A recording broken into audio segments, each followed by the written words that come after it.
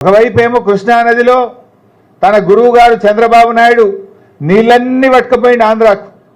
ఆడ కూడా కిక్కుమనలే. మీరు గమనించండి, మొన్నెప్పుడో చంద్రబాబు నాయుడు గారు నేను నీళ్ళు తీసుకుపోతా, గోదావరి నీళ్ళు బరాబర్ తీసుకుపోతా, మీరెవరు అడ్డుకోవడానికని మాట్లాడిండు. కనీసం రేవంత్ రెడ్డి అన్న మాట్లాడిండా? నీళ్ళ మంత్రి ఉత్తమ్ కుమార్ రెడ్డి నోరిప్పిండా?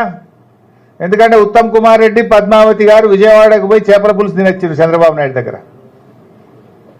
రేవంత్ రెడ్డి ఏమో చంద్రబాబు నాయుడు ప్రజాభవన్కు పిలిచి ఈ మధ్య అడుగులకు మడుగులు వచ్చి ఆయనకు పాదపూజ చేసిండు. అందువల్ల మీకు అడిగే ధైర్యం లేదు, ప్రశ్నించే దమ్ము లేదు నీకు. ఉత్తమ్ కుమార్ రెడ్డి గారు కుటుంబ సమేతంగా పోయించిండు చంద్రబాబు నాయుడు గారి దగ్గర, మంచి భోజనం చేసి వచ్చిండు. రేవంత్ రెడ్డి గారేమో గురుదక్షిణ చెల్లిస్తుండు. దాంతో కృష్ణానది నీళ్లు మొత్తం కూడా ఆంధ్రాకు పోయినాయి. ఈరోజు నల్లగొండ జిల్లాలో పంటలు ఎండిపోతున్నాయి. నీళ్ల మంత్రి జిల్లాలోనే ఈరోజు పంటలు ఎండిపోతున్నాయి. అదేవిధంగా ఇలా ముఖ్యమంత్రి జిల్లా మహబూబ్ నగర్లో కూడా ఈరోజు పంటలు ఎండిపోతూ ఉన్నాయి. ఈ రకంగా ఇవాళ రేవంత్ రెడ్డి గారు తన చేతగానితనం వల్ల ఇవాళ రాష్ట్రానికి తీవ్రమైన నష్టం చేస్తున్నారు.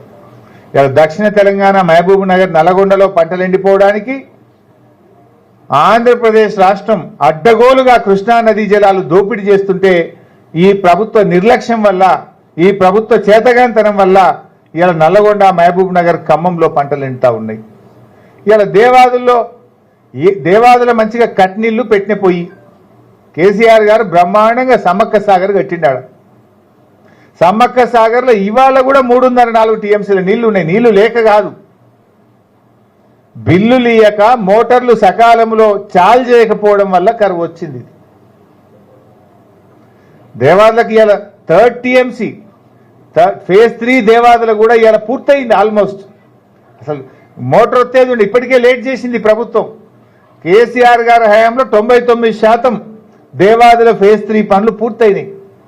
ఆ ఫేజ్ 3 మోటార్ లాంచ్ చేస్తే కూడా ఇంకా ఎక్కువ నీళ్లు తెచ్చి బ్రహ్మాండమైన పంటలు పండించే అవకాశం ఉంటుంది.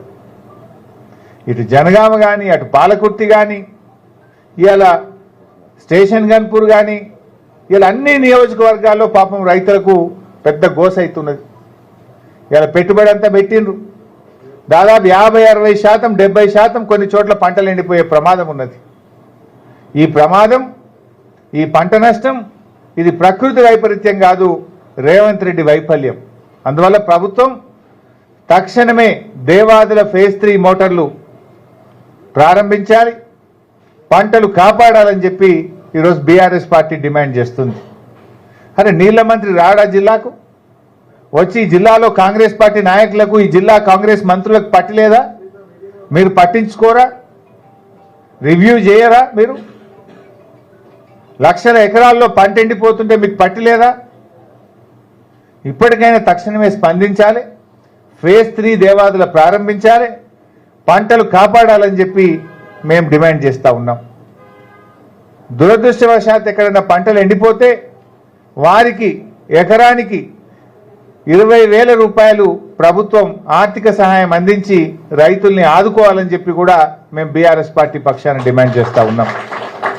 నువ్వు చేసిందేం లేదు రైతులకు.